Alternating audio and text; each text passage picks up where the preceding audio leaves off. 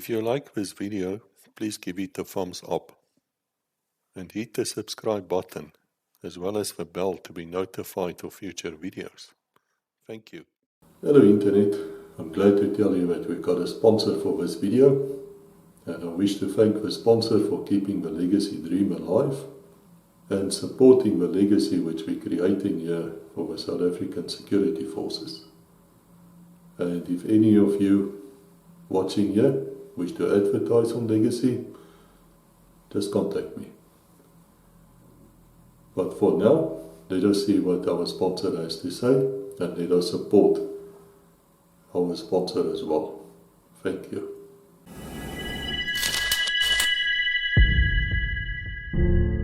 OTT Technologies is a global leader in the design, development, manufacturing, delivery and logistical support of protected vehicles. Established in 1980 in South Africa, we have built and supplied hundreds of specialized and remanufactured vehicles to UN-sanctioned peacekeeping missions, NGOs, contractors and governments. This includes support vehicles, mine-protected APCs and specialized police and military vehicles, all manufactured in our facilities in South Africa and in the United States. Our in-house engineering development and design division ensures that we aren't reliant on third parties or independent contractors and gives us the ability to react quickly and efficiently to our customers' requirements.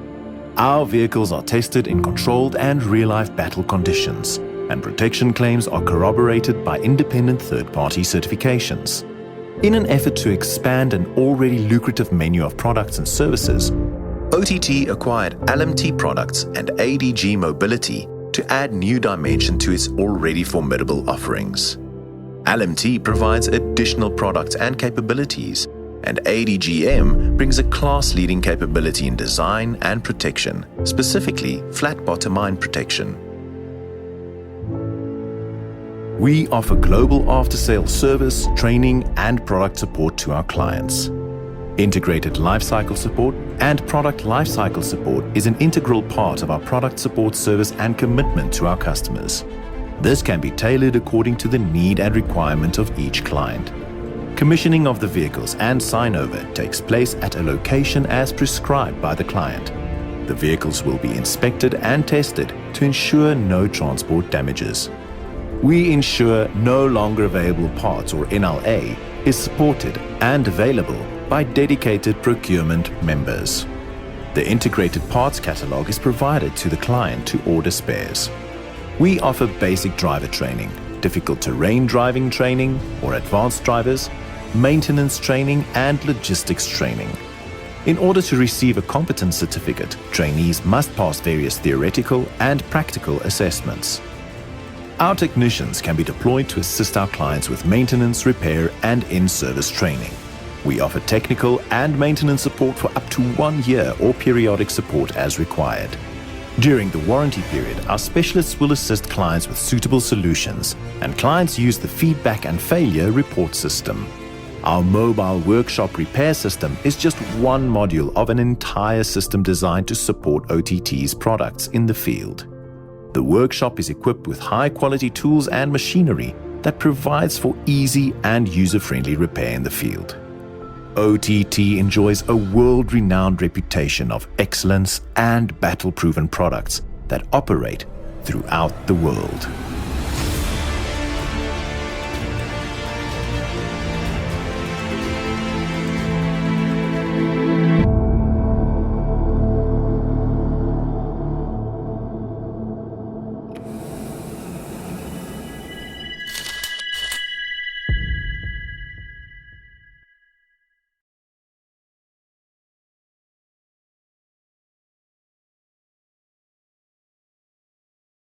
Hello Internet, I'm glad to tell you we've got another one of Potch Boys High School here, or whatever they call themselves, Old Moy or something like that.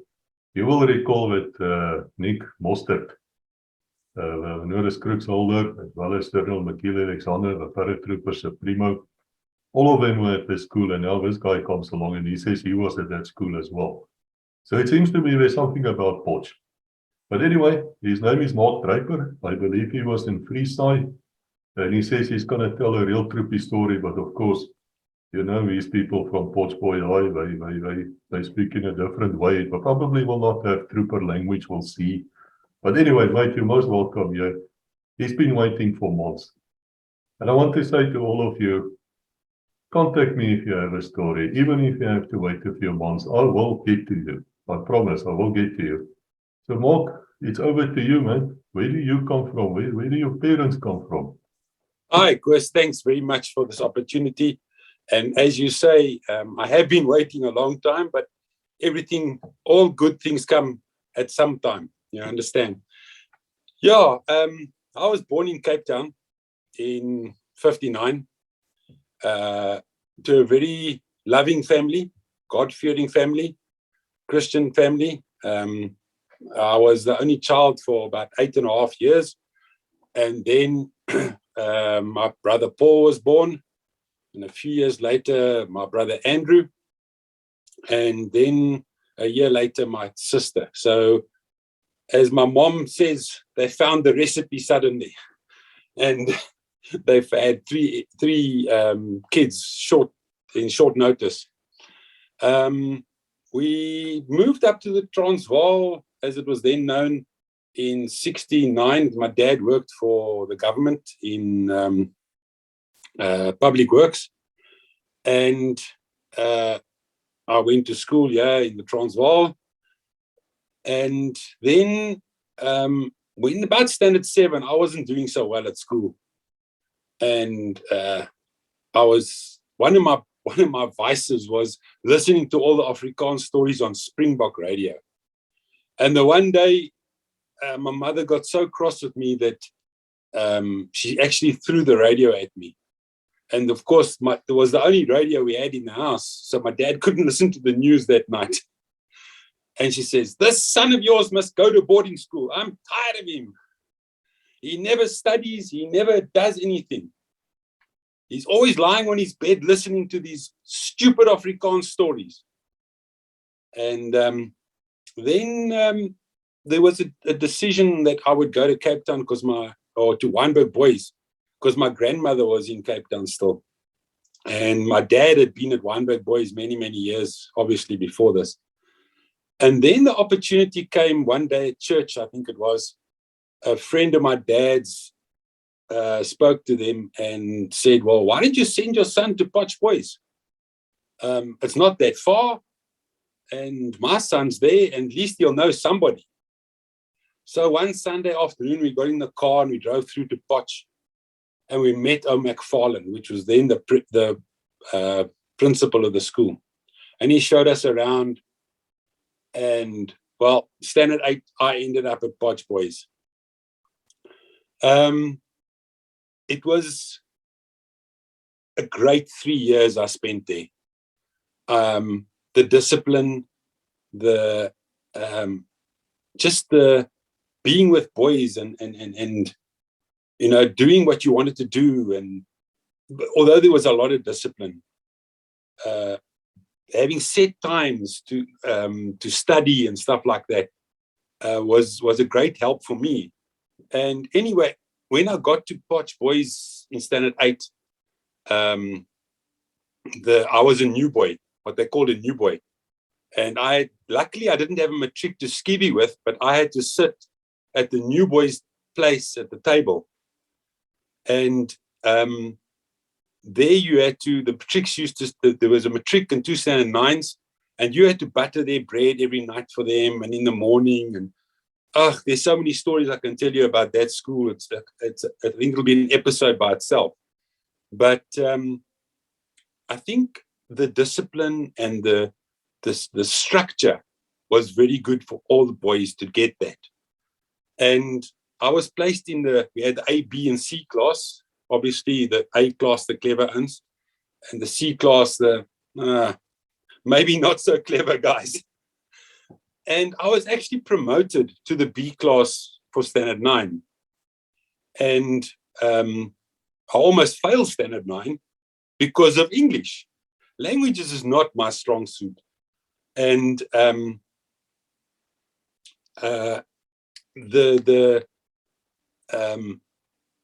So I almost failed English, and my parents were all upset. But anyway, eventually I passed very well. I passed English, well, for me, very well. And went to matric, got an exemption to go to university, and ended up at the little Kremlin on the hill in Cape Town University, where I became very liberal. Because sorry for that, but I became very, very liberal. And I think that affected my army career quite a bit. But anyway, so I then went to university for this year at Cape Town. And I think surfing and girls and partying was far more important than actually studying a BCom degree. And then my dad said to me, "You're wasting my money down in Cape Town. I'm going to give you another 6 months chance here at Tikkies in Pretoria." So I came up to Pretoria for the next 6 months, and I don't think I wasn't at that point in time varsity material. It was above me. And I said to my dad, "I think I must go to the army and get the army over with. And then I'll start to SWAT once I'm finished with the army." So my dad said, "Well, you're going to have to go find a job." And my dad at that time worked for Westbank, and he had lots of contacts all over the place. And apparently this one gentleman who worked for Water Affairs, he said, "No, there's lots of work there at Water Affairs. He can just come in, we'll find a job for him." Cut a long story short, I worked for Water Affairs for exactly 3 days, and I just couldn't. It was almost like an auditing job, and it was the Afrikaanse sieldoodend. It was absolutely not what I wanted to do for the rest of my life. And to cut the long story short, my dad had a contact, bless his soul, guy's passed away now, Rodney Augustine. And he was dating one of my dad's staff members. And he used to come in and deliver the guarantees for when the bonds were paid out. And he said to Rodney, "Haven't you got a job for my son there at Land Bank?" And Rodney said he'll find out. Anyway, I started work at Water Affairs on the Tuesday. The Wednesday afternoon, I had an interview at Land Bank for the job. Thursday, they told me that Thursday afternoon, they told me I've got the job at the Land Bank. And Friday, I gave my resignation in at Water Affairs. And Monday, the 20th of August, 1979, I started at the Land Bank. And I worked there for 6 months, and then I had to go to the army. And that's where I ended up at 3SAI. I'll come back to that in a few minutes. After 3SAI, I went back to the bank. And now, it's time now to start dating girls and all that type of stuff, finding a wife. And I met my wife at the Land Bank, Amelia. And we got married, that was 1982. And we got married in 1983. And we are now, this year will be 39 years we've been married. My son was born a couple of years later in 87. He is now living in Zanin, also very happily married. And my daughter was born in 91. I always call her my VAT baby, because if she was born one day earlier, I wouldn't have had to pay VAT on her. So she's also married today. She's married to a farmer in between Parys and Koppies, and they farm with oil seeds, soya, sunflower, and a bit of mealies, and some cattle. Very nice guys, very nice family, God-fearing family, both, and my son as well. They've married well. We love their parents, and we love our our daughter and son-in-law very much. They're great people, really they are. Yeah, that's basically my history in short. Then coming back to 3SAI, January 1980, off I went on the train to 3SAI. And as you do, you meet the guys you meet on the train become your first friends or colleagues or whatever you want to call that. And luckily we were all dealt into the same bungalow, so we already knew a little bit about each other. And I'm just going to put my glasses on again because I want to read.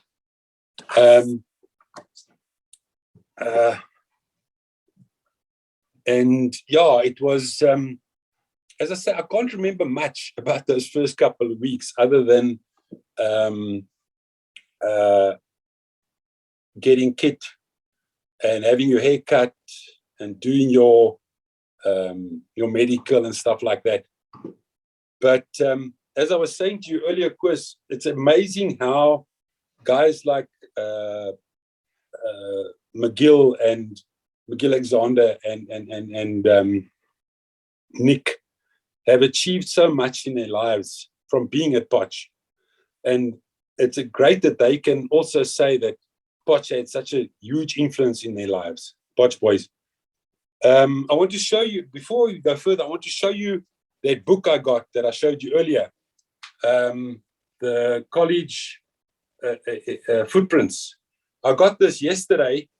It is, it's about 4 kilograms, and it's got all the fancy pictures in of many, many things. And it's the whole history of Potchefstroom Boys High School, right from 1905 and how it started and all that type of stuff. But anyway, back to the army. When I left, when in matric, I was actually called up to one maintenance unit in Kimberley. But because I went to the university the next year, obviously that was deferred. And then they called me up to 6SAI in 79, but then I was again at varsity, so I didn't go there. And then when they called me up to 3SAI, I went in 1980 to 3SAI. As I say, the first couple of weeks went by in a haze, I think it is the correct word. One of the interesting things or funny things I can remember was there was this guy, I have no idea what his name is, but we just knew him as Kojak, and you'll understand why now. He had this long, dark hair, and being TV had been in the country a few years, so there was a TV on in the barbershop, and I think it was about already 7 o'clock at night. It was getting dark already, man. And we hadn't had a haircut yet. And these guys were just cutting hair like it was going out of fashion. And it was this guy's turn to have his hair cut. And the barber was cutting his hair, and something happened on the TV, and he looked up, and that little comb jumped off the thing, and he shaved his head right to the skin. So then, of course, they made a big fuss about it. They only shaved half his head and said to him he was going to stand at the back of the queue. And I think he only had the other half shaved off about 2 days later because he never got it. So he's walking around with this long hair here and this no hair this side. And he ended up, his name is Kojak. And then, you start off with basics and you start learning about rifles and all that type of stuff. And let me just also, the thing I wanted to say in the beginning, if the guys are looking for exciting stories about hitting contact or stuff like that, I was one of the lucky guys, if you can say that. I was never involved in actual contact. I never had bullets shooting at me. Close, but not, I'll get to that later. I was never involved in any type of contact or stuff like that. It was really, I had a peaceful 2 years in the army, if you want to call it that, in that just way. And of course, then as the weeks go past, you suddenly realize there's people here that you don't know. And these are the guys coming to look for people for School of Infantry and and bats and all those different units. And we had decided we're just going to be troops. We're just going to be cannon fodder. We're just going to stay here. We're not going to do anything. We're not going to join any of these guys.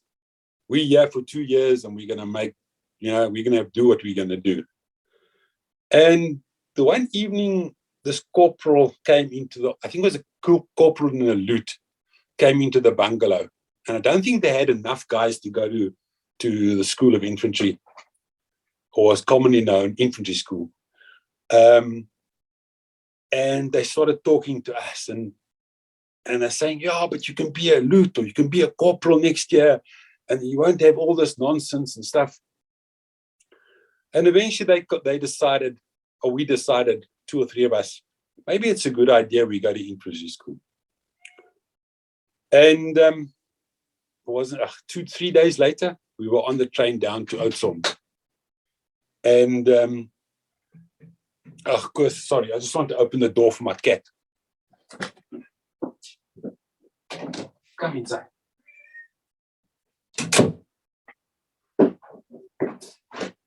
And you behave yourself. And we went down to Oudtshoorn, and who invited you here? Come, go there. And we went down to Oudtshoorn, and I was dealt into Foxtrot Company.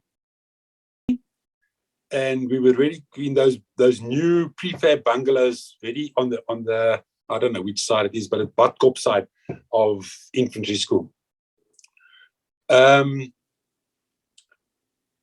There we started obviously doing basics all over again and stuff like that. And then every Friday, I think it was, or something like that, we had to write tests on what we had learned in that week. And I did all right in the tests. It wasn't like getting 90% or stuff. I could answer most of the questions. But this is where I said to you earlier, my liberal mind came in. One night, we had to go down to the mess hall for a debate. And this debate was one man, one vote, yes or no. And of course, being very liberally minded, I thought this is a waste of time, a waste of energy. I had lots of ironing to do. And I stood up. I don't know why I did it, because maybe I lived to regret it afterwards. And I walked out, and just outside there were the corporals and everybody was having a smoke. And they wanted to know where I was going. I said, no, I'm going back to the bungalow. I can't listen to this nonsense. It's really nonsense they're talking. Needless to say, I had to go back and sit down. But the next day, I was on orders, and I was RTU'd back to 3-side for my liberal ideas. And when I got to 3-side, that was more or less getting very close to fussbait already, you see. And I was very disappointed I'd missed fussbait, because that is, that's almost like the if you make that, you made it. It's one of those things. And when I got to back to Potch, the guys had already finished basics. They'd had their card out parade and all that type of stuff. So I never had one of those parades.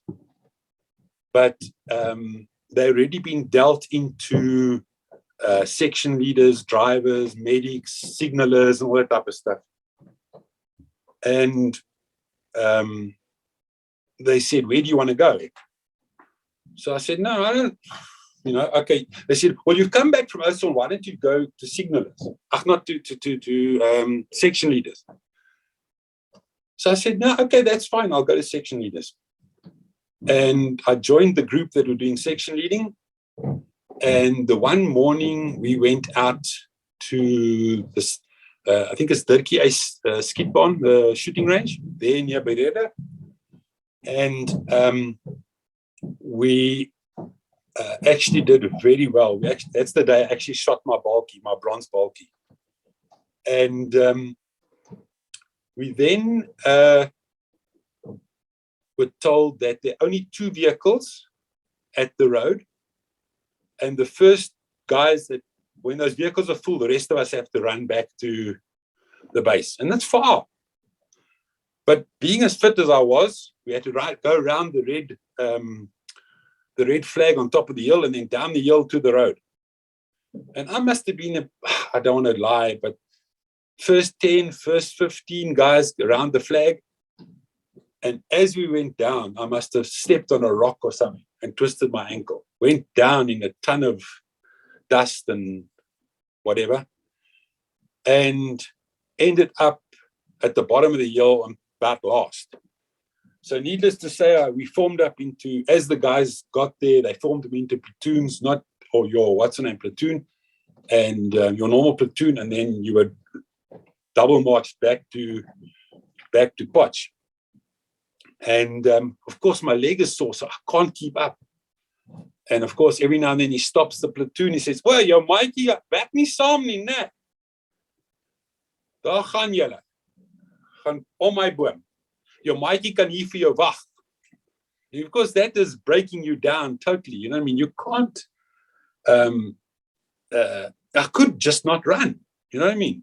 I said to the corporal, "But corporal, I cannot run. Ek kan nie hardloop nie. My been, kyk hoe swel is hy." And about the 3rd time, he realized that I really couldn't. And then he got one of the vehicles that were following. I got on the vehicle and went back. And then I went on orders again the next day after I'd been to see the medics and all that type of stuff. And lo and behold, who do I go on orders in front of? Nick Mostert. He was captain then, I think, at that point. Either lieutenant or full lieutenant or captain. Might have been captain. No, he was, yeah, captain. And he wants to know what my problem is. So I said to him, "Well, I've sprained my ankle. I cannot run anymore." "Yeah, well, we need you to be able to run on the course." So I said, "Well, then you're going to have to chuck me off the course." Not in some, I was relatively respectful in my tone of voice. And yeah, so I was thrown off the course then. And we moved into, there were a number of guys who were now already off the course, or they didn't know what to do with him. And we were just in a platoon. We had a corporal dealing with us. And we had to go and clean out all the stores and repack the stores and stuff like that. And that was quite a while. There was quite a few weeks we were involved in that. And then suddenly one day these guys had finished their courses and we were all called together and we were dealt into Charlie Company and platoons. And I was in Charlie Company Platoon 3. And for the life of me, I've tried to find out who our corporal and lieutenant were, but I can't remember the names. All I know is there was this one corporal, and his name escapes me now. I didn't write it down. But when he came in the morning and he had a bottle of water with him, you knew that day, julle gaan moeilikheid hê, pal. You're going to run from morning till evening. Because he'd been drinking the previous day, or night, and he had our babalas and he was going to take this babalas out on us. Anyway, made us very fit. And we did a lot of shooting and a lot of all the courses you do when you dealt into those platoons. And the one day we were also on the shooting range at Turkey Ice doing fire and movement. And being a tall guy, it takes me a long time to get down to the ground, especially if they're not shooting at you. The lieutenant, he was a fantastic guy. I just can't remember his name. He was really a fantastic guy. He called me over and the guy next to me. And he says to me, all in Afrikaans, he says, why you oaks are not going down fast enough. So yeah, you are now brain 1 and brain 2. So I ended up as being brain 1 and brain 2 in that brain 1 in that section. Now you must remember those brains are not that light, so it pulled me to the ground a little bit faster. And so yeah, I ended up being brain 1 and brain 2. I had a Jewish guy, Saul Newtel. I wish I could contact that oak again. He's such a nice guy. And we, for the rest of the 2 years, we were together. We did everything together. It was, you know, you become buddy. It's the only way to do it. And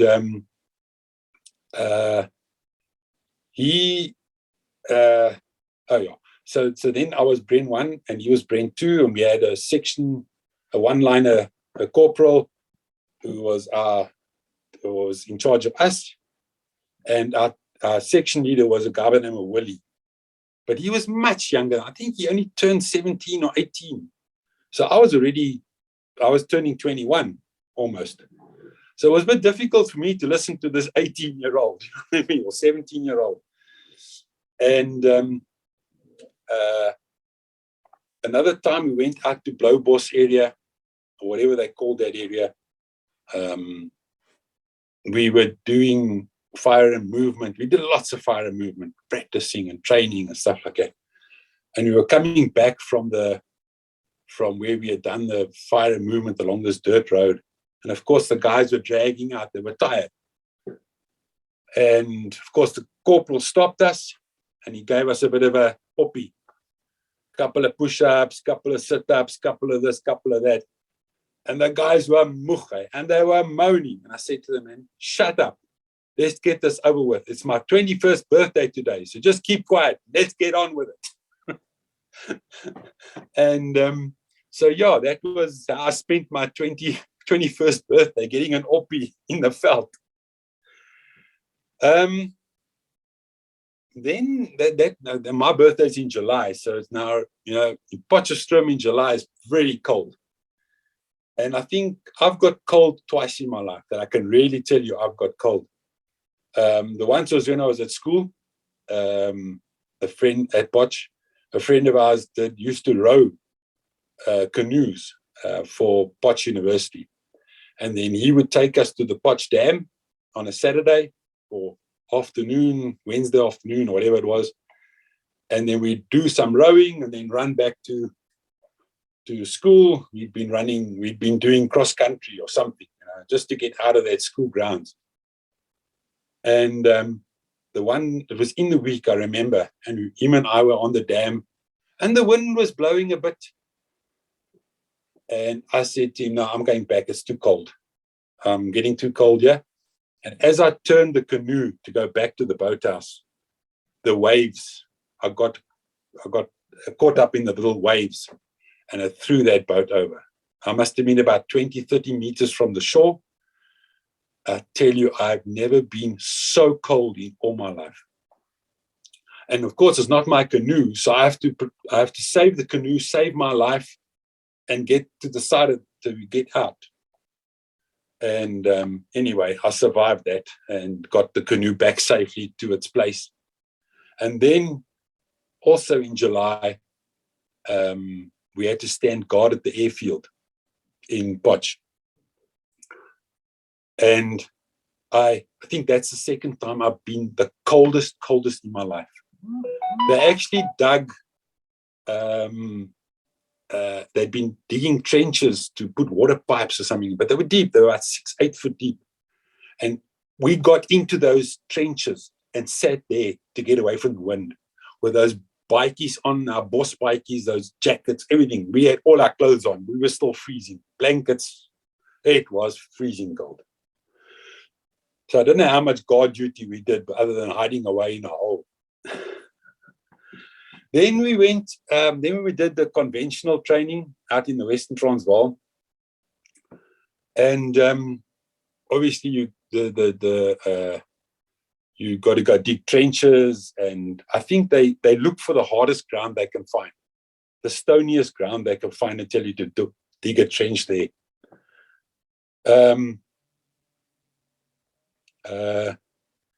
And we were digging this trench, and yes, every now and then they throw a thunder flash at you, and you've got to dive into your trench and stuff like that. And one guy went for a leak, and he said, "But just over here, just 10 meters ahead of us, yes, yeah, looks like it's been dug up before." So we moved to where they dug up, and it was much easier to dig. So we moved 10 meters forward. And the corporal came and he looked, he said, "Yeah, how did you do this so quickly?" So no, we just dug our trench very quickly. And I don't think he ever really knew what we had done. But anyway, we had our trench. And then at night, we had to sleep in these trenches and get food that was driven into us from those hot boxes. And it was really a mess. And I think it was while we were doing there, we had to do a night march. Might be wrong, and we were doing a night march, and we were told to go down. And we found ourselves in the middle of a farmer's field. And he had just reaped, done the reaping. It was peanuts, and he had packed them in a circle. Well, we filled ourselves with peanuts. Don't think he had much of a harvest after we had been through his field. And that was a conventional training. Then we also did TAINOPS in the Northern Cape, and that's where we did lots of fire and movement. Yes, we did fire and movement till it came out of our ears. But also it was one of those places where it's obviously a lot of cattle farming up there, and you could not sit anywhere because there were so many ticks. You just couldn't sit anywhere. And this was almost where we got to use the buffel the most, because it's now TAINOPS, you've got to get used to that vehicle and all that type of stuff. Although we'd been using the buffel a lot, this is where we did all the training with the buffel, getting in, getting out, all that type of stuff. And the one day, I don't know why we did it in TAINOPS, but they did this company attack where the whole company was all the Bren guys were taken away, and they were placed on top of a hill. We were placed on top of the hill, and the guys did the fire and movement through the veld. And then we had to shoot moving fire all the time. And old Saul Newton was lying next to me, and he was, when the magazine's empty, I knock the magazine off, and he loads a new magazine. I think it was the second or third magazine. This guy just jumped up and he started running. And the sergeant shouts at him, "What the hell are you doing? Wat maak jy?" Hy sê, "Nee, die doppie spring hier in. Het brand my." So he had burn marks on his stomach from the shell, the empty shells falling into his overall. And anyway, that was, we laughed about that afterwards for a long time. And then we had our first accident in our company, if I remember correctly. You get off the vehicle and you've got to make sure your weapon's safe. And this idiot, I don't know what he did, but he stuck the barrel in his shoulder and then cocked it and pulled the trigger without taking the magazine off or something. Luckily for him, he shot himself through the shoulder, just a flesh wound. Of course, I don't think what happened to him afterwards, I don't know. But all I know is it was just a flesh wound, nothing too serious. But I don't know how the army handled him. Then in this, funny, I remember this part very well. We were very hungry. Yes. They used to give us your Dixie. And of course, we used those plastic bags over the Dixie, and they give you food. And but yes, we were always hungry. We were like on starvation rations. And the guys decided they're going to go raid the kitchen tent. And the tent was very well guarded, but they still got stuff. And what happened was they raided, and what they found was a box of bully beef and some dog biscuits. And of course, we had little gas stoves and stuff to heat the bully beef up and stuff like that. And we ate this bully beef just to get something in our stomach, and dog biscuits. And of course, it was decent bully beef. It wasn't that other stuff that they gave us up on the border. Yes, I couldn't eat that stuff. I think the manufacturer was Speckenham or something. It was disgusting. Oh, couldn't eat that stuff. And then what happened was we had to do some more like early morning platoon ambushes and stuff like that. And I got up that next morning and off to the go-karts. And it was just a nightmare.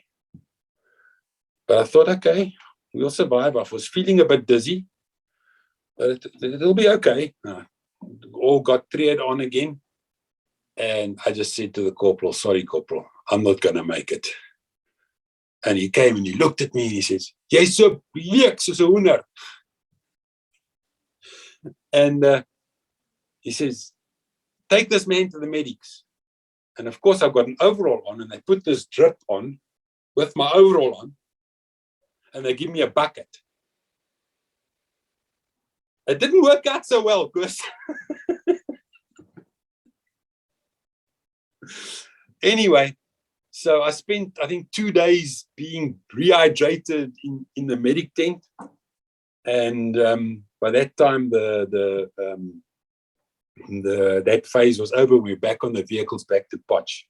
But I remember we did a lot of work in platoons in that time, where we went out with live ammunition and we did fire and movement and ambushes and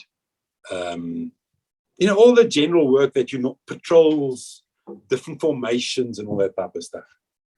And that's when we got 7 days after that. And we got our 7 days pass, and there was mommy and daddy were very happy to see their son, because I think this was the first time they'd seen me since I'd gone to the army. And when we got back, we were told that this was now about October 1980. We were told that we were going up to the border. And now this is we grensvegters, jong, ons gaan nou lekker grensveg. And we didn't know where we were going or anything. They didn't tell us where we were going.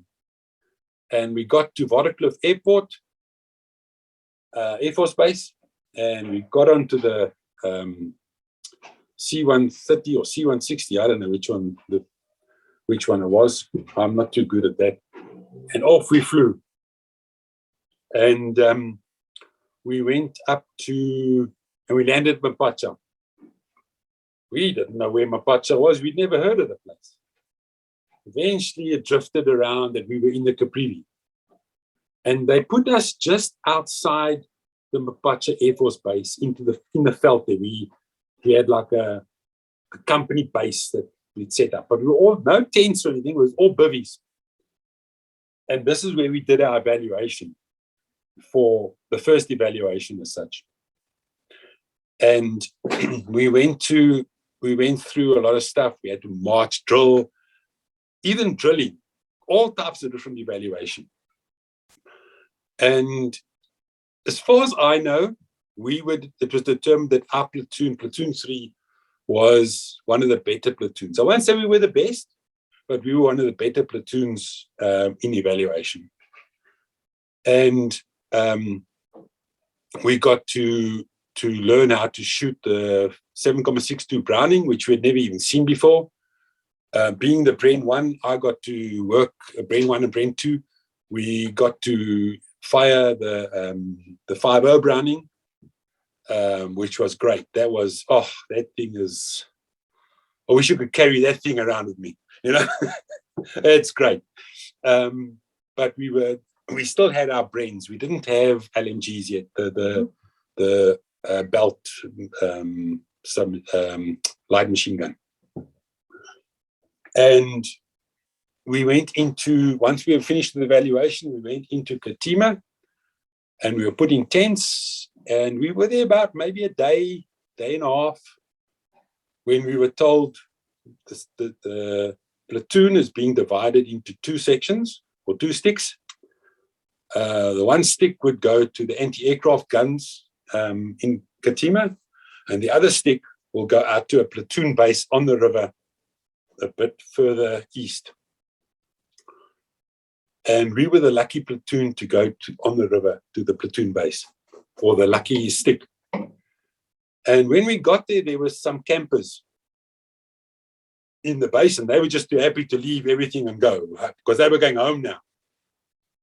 And we sorted ourselves out, and our job there was to do patrols in the area, have an OP on the river about 3-4 kilometers downriver from where we were, and just keep the area, just keep the area South African Army.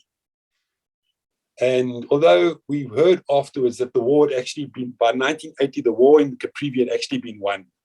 They talk about the hearts and minds of the people. And they weren't Ovambos, so they weren't as militant, I think, as what the Ovambos were.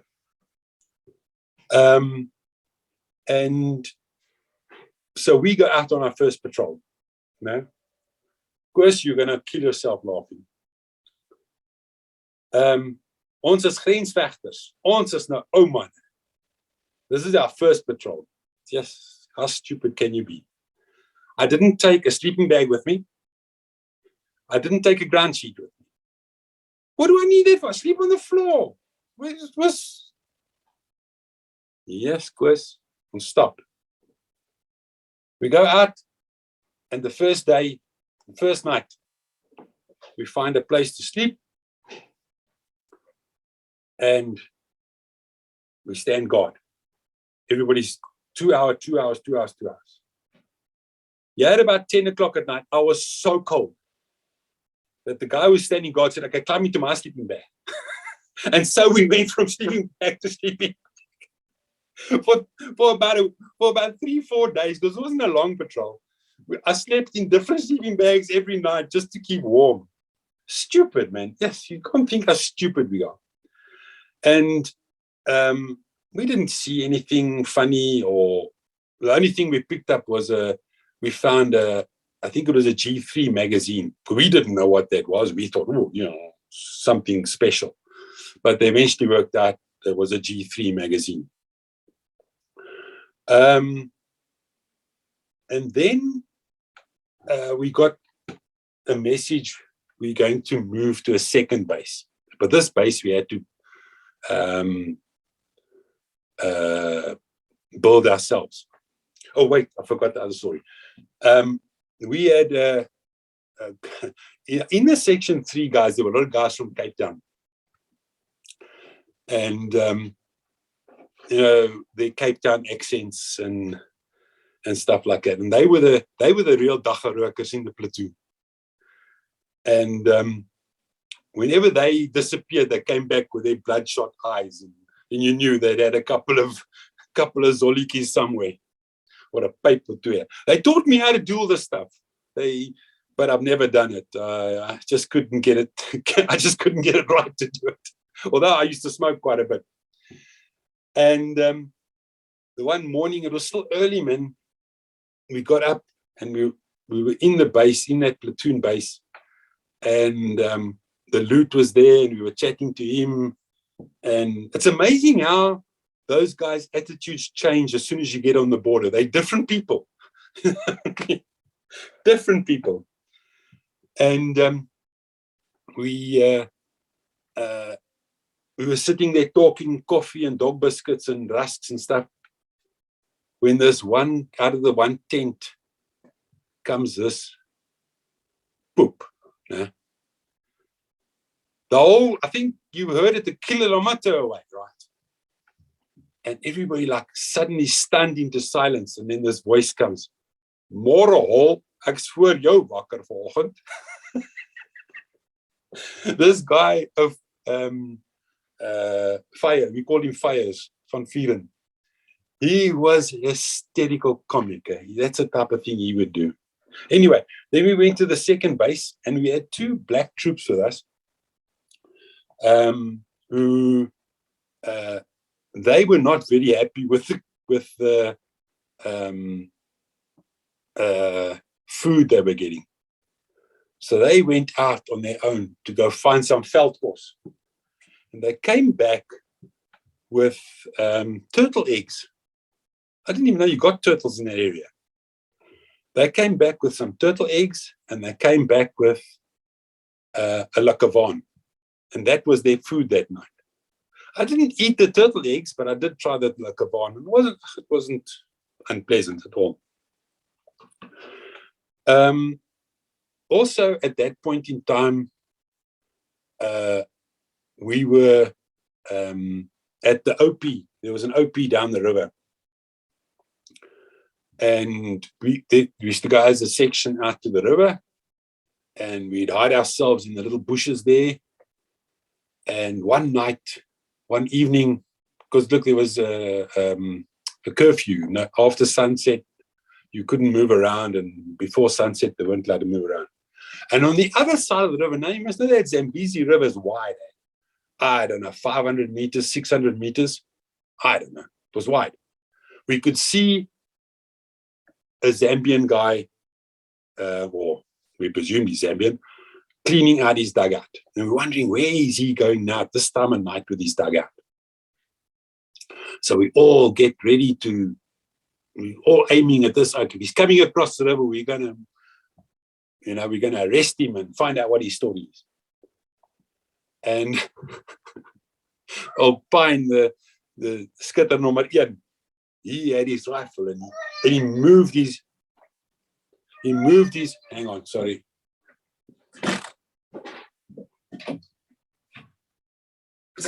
Come, move.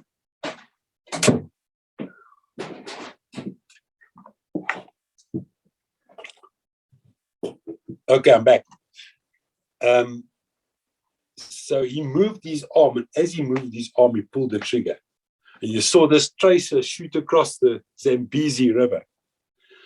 Well, of course, I've never seen somebody run as fast as what that poor guy's legs could carry him. He disappeared over the bank of the river and gone. We never saw him again.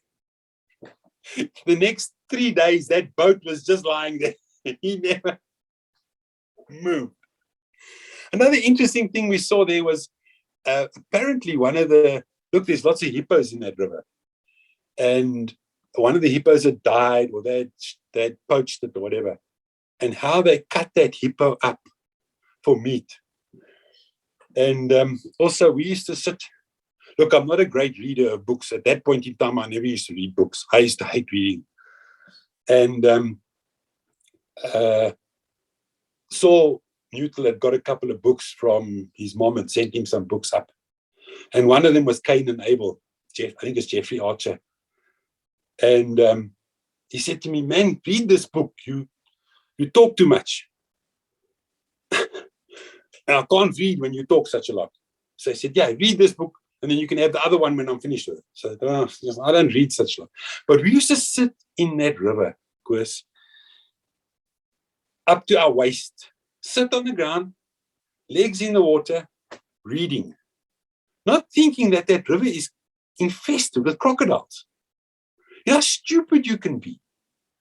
And one day the local population, 2 guys that we had seen quite a bit, came past, and they said to us, do we know there's crocodiles in the river? So we said, no, we know there's crocodiles, but we don't see anything. He says, no, you'll never see them. They just come and take you away.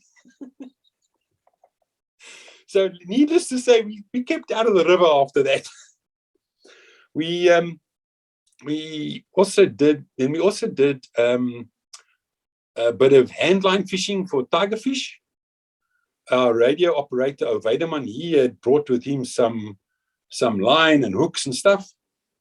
And he caught quite a few smallish tigers and barbel, of course, which we all ate. We ate it all, just to fill up our stomachs. and we bought fish from the local population. There's a lot of little lakes, whatever you'd call them, and they'd fish those lakes, and they'd catch bream there that were huge, you know. I don't want to tell a fisherman's story, but, you know, bream this size. And that was lovely eating fish, really, really, really lovely eating fish. We used to braai them and stuff like that. And that's especially at that second camp we were at, that second one we had to build. That was my army time there. Then we went and we had to break up this camp. And we went back to Katima. And we were in Katima, oh man, not very long, couple of days, when they told us we were going to Wanela. Now, Wanela is, for those who don't know, Wanela is it's basically, for what I understand, was a Navy base at some point, or still was. I don't know, we were there. And Wanela is where the cut line separates Zambia and Caprivi, and where the Zambezi River comes out of Zambia and joins the cut line. And the Wanela base is in that corner. And that was before the time. There's now apparently a huge bridge across the river there, but they used to use a pont to get from one side to the other. And there was an OP with a telescope and a logbook. And every time the pont crossed, no matter which way it was crossing, east, west, west, east, they had to, in the logbook, say how many people, try and work out how many people were on the pont, what vehicles were on the pont, what they saw, you know, that type of stuff. They all had to be entered in the logbook. And that was monitored 24/7. Whether that pont moved or not, there were guys watching that pont all the time. And we did patrols in Zambia. They take us down the cut line, and they drop us off maybe 10, 20 kilometers from base. And then we do 7-8 day patrols in Zambia. And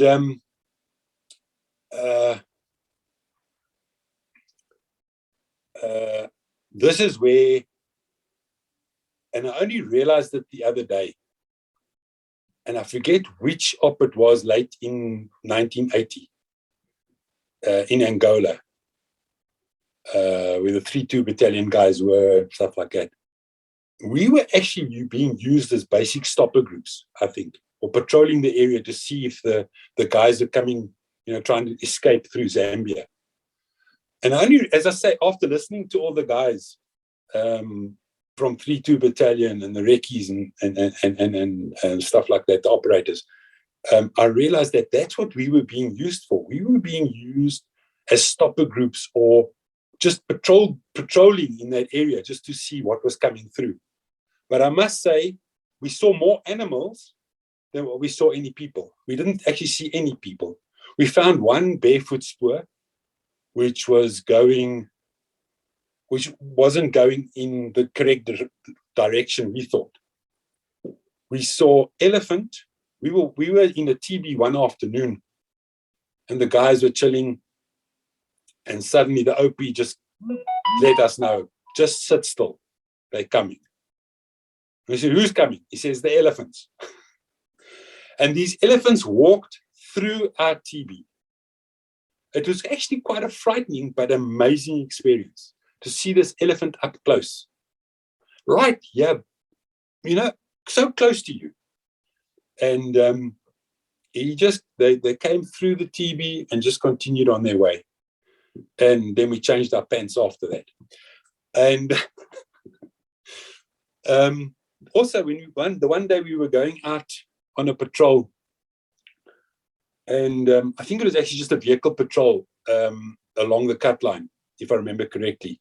There must have been about 6 or 7 buffels in a line. And we noticed that there were elephant in the cut line area. And what happened was, this one elephant had got separated because the vehicles were moving at quite a distance between each other. The elephants would cross between the vehicles. And then we were one of the last vehicles.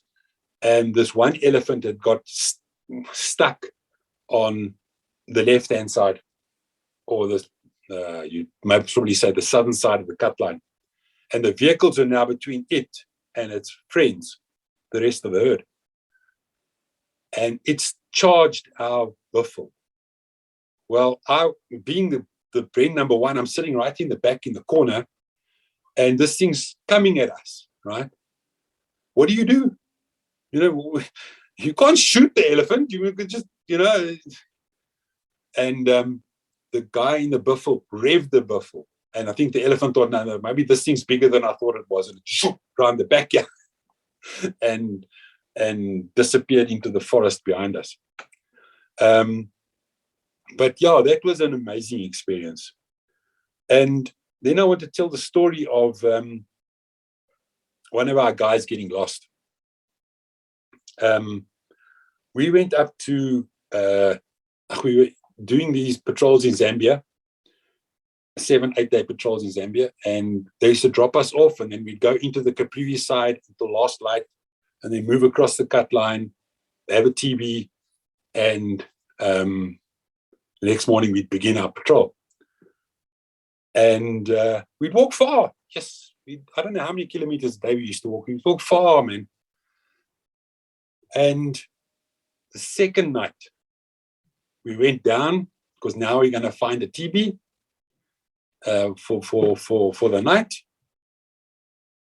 And we went into rondom all-round defense, and nobody noticed the one guy had disappeared. He wasn't with us. And only when we actually went into the TB did his buddy say, but Fergie's not with us. Where's Fergie? And now you remember we maybe 10, 15 kilometers into Zambia. So, what do? And you can't like shoot up a flare. Zambians are going to know you're there. Most probably did know we were there, but anyway. And so we couldn't find him. So we thought, okay, next morning we've now got to report that he's missing. And the next morning we've got to go find him. Because now it's getting dark, it's dark. So the next morning we packed up our stuff early, man. The sun had just come up so that we could see. And we looked, and we found a spoor, which we thought was his. And it was heading south. And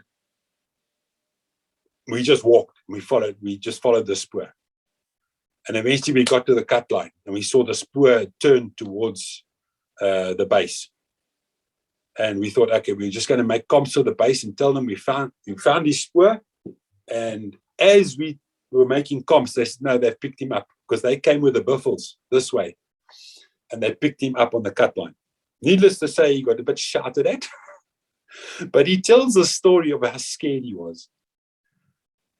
He tells us that he was one of the verkenners, I don't know what's the English word for it, out in front of the V formation.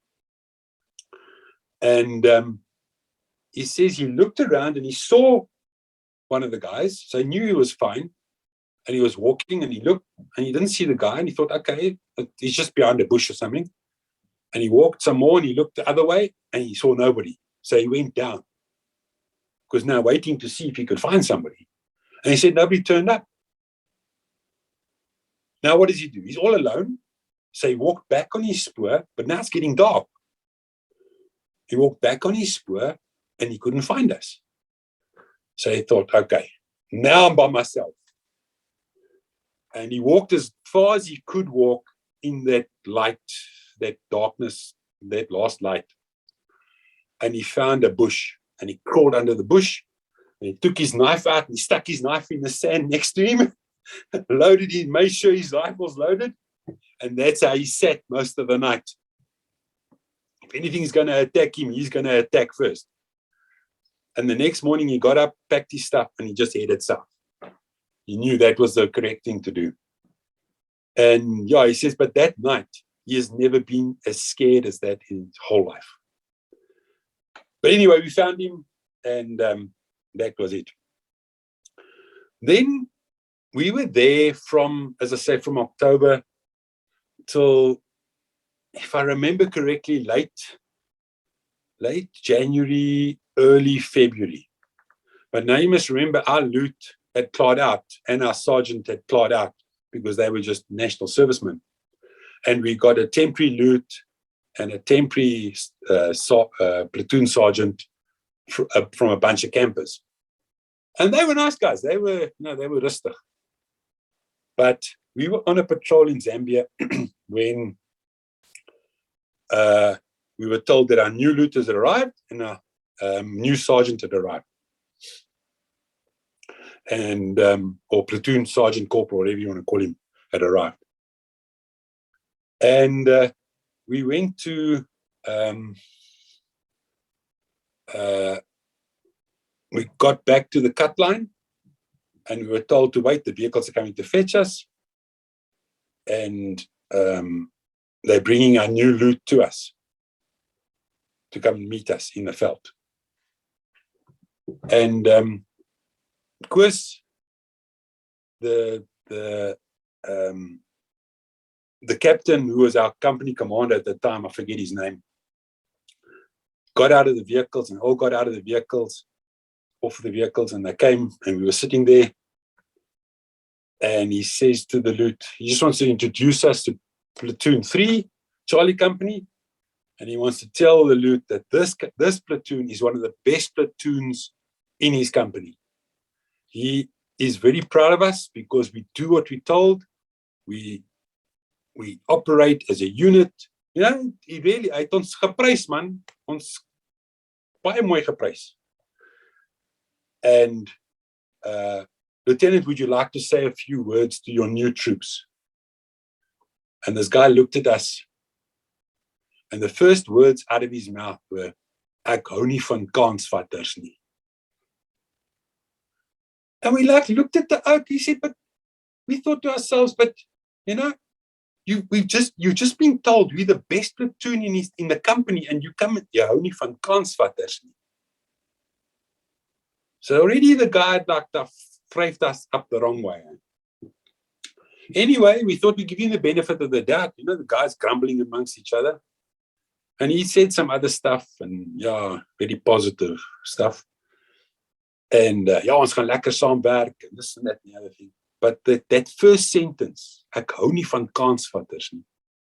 Anyway, we got back to base, and things were a bit lax. We could drink more than 2 beers. They were not, because the oaks knew how to behave themselves. And we had bought a bunch of us had bought a case of beer for whatever, 6 of us or whatever it was. And the loot came walking past, and our section leader was there, and he jumped up and he saluted the loot, and he said to him, "Luitenant, wil jy nie saam met die manne 'n bier kom drink?" Hy sê, "Ek drink nie met troepe nie." So then it was finished. Then we had no respect for that. But anyway, he was our loot, and we had to listen to him. And I know I'm talking lots about Caprivi, but there's so many stories. And then when we come back from patrol, we'd have a couple of days off, total downtime, do washing, read a book, you know, just sit in your bungalow, sleep if you want to sleep. You had only first light and last light you had to go stand to. You know, for the first light and last light, that's the only job you had. And then after a few days, you got kitchen duty or guard duty or stuff like that. It was very nice. And it was one of our off days when our section leader came to us and said, "I volunteered us to work in the kitchen today." I said, "What? You must be off your head. It's our off day today." No. We're going to go work in the kitchen today. They were looking for somebody because something happened and they needed somebody to come work. I volunteered us. Yes, I was cross. I was wouldn't. And that night was going to be baked fish with tomato and onion on, And I don't know what the bake costs were, but anyway. Now, it was my job. The chef asked me to put all the fish in the baking pans because he'd cut, the tomatoes were cut and all that type of stuff. He just didn't put it all together. And that's what, 1 o'clock in the afternoon, other guys are sleeping. Yeah, I'm working in the kitchen. And I took these baking pans and I threw them on these metal tables, making a moerwe noise. Ek is woedend, man. Ek wil ook net bietjie gaan rus and so on. And this Willie comes to me and he says to me, behave yourself. What's your problem? Why are you making so much noise? I said, you volunteer us for this. You do no work. You sit here and fret yourself, dick, and we've got to do the work. You don't do any work. But you mustn't be like that. I said, I will be like that. I said, you volunteer us, but you sit and eat, and we've got to do the work. And of course, me shouting at him didn't go down too well. So he went to the lute and called the lute. And the lute came and he gave me an earful. And he says to me, when you finish here, meet me on the parade ground. Okay. So off we go. And we finish all the food and stuff. Staaldak, webbing en geweer, daar gaan ek, paradegrond toe. He says to Willie, take this man, go get an ammo kas. Ek gaan hom lekker opdonder vandag. Ek moet mooi kyk wat se woorde gebruik ek. Hy het 'n ander woord gebruik. And anyway, so we go to the stores. I draw a 7.62 those wooden ammo kasse, back to the parade ground. I say, foot op die ammo kas, push-ups. Now, if you want to punish me, make me do push-ups. I cannot do push-ups. So I get to about 10 push-ups, and I can't. My arms are lame. I say, yeah, ek het nie gesê stop nie. Ek sê, maar luitenant, ek kan nie meer nie. My arms is, ek kan myself nie opdruk nie. Okay, tel op die ammo kas en hardloop om die paradegrond. I said to him, Lieutenant, I'm not going to run with the ammo kas. Because last week, Bielefeld hurt his back. You made him run with the ammo kas, and he hurt his back. I'm not hurting my back running with this ammo kas. You can make me march up and down here. You can do what you like, but I'm not running with the ammo case. Ek gaan jou aankla. I'm going to charge you. I said, dan moet jy dit doen. Then you have to do it. But I'm not running with this ammo case. I'm not a child anymore. You must listen to my side of the story as well. Ek stel nie belang in jou kant van die storie nie. Anyway, so now we go to the night. He says to me, take the ammo case back to the store and meet me in the offices. Nou gaan hy my aankla. Now he's going to charge me now. So we go to the office, and he says to me, he calls the clock. He says, waar's die DD1s? Where's the DD1s? Dis mos die vorm wat hulle invul for charging.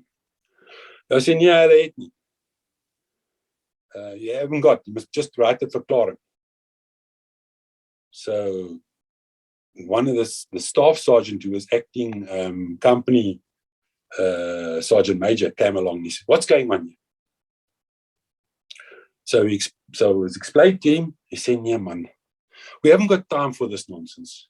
Vat die man en gaan hom op die parade gaan. Laat hy hardloop. Sonder ammo kas, laat hy net hardloop dat hy bloed sweet. Dat die sweetsblad. Laat hy hardloop tot hy omval. And I was prepared to do that, but I was not picking up that ammo kas and running with it because of my back. Because I could do it. I'm going to carry a Bren. I carry first line ammunition. When we were doing patrols there in Zambia, 16 water bottles, 2 per dag. There's 16 kilos. There's 16 kilos that water I was carrying. And so anyway, so the lieutenant says, okay. So then the sergeant major said, no, wait, not now. Tomorrow morning, first thing, 6 o'clock, you're on the parade ground. I'm going to give you your oppie. So I said, nee, is reg. So we next morning, I get up, stalled up, webbing and geweer there at the parade ground. 7 o'clock, nobody had turned up.